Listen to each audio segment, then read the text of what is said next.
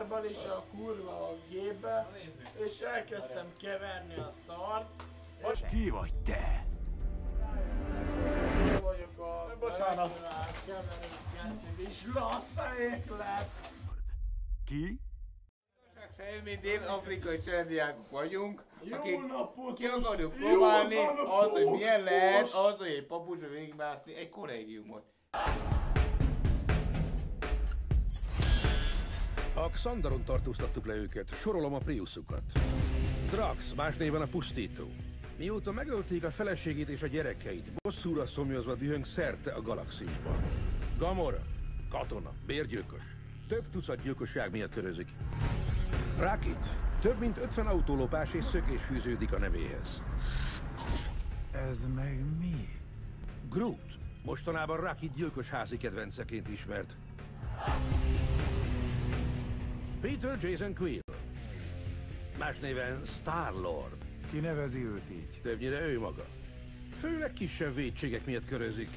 Randalírozás, csalás.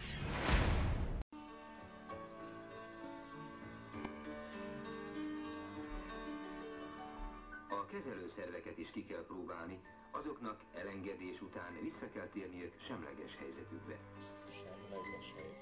A villamos üzemű targoncáknál próbával kell ellenőrizni, hogy a rögzítőfék behúzásakor a biztonsági kapcsoló megszakítja-e az indító áramkört. Idén-nyáron.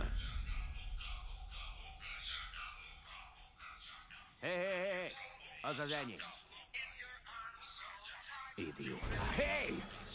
Tedd le a fülhallgatómat! Most rögtön!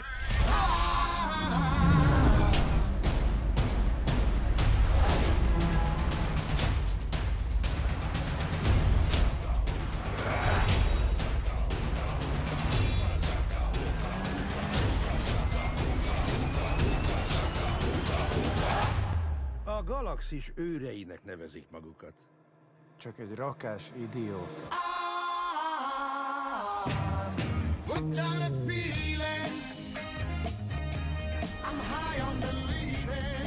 A galaxis őrzői.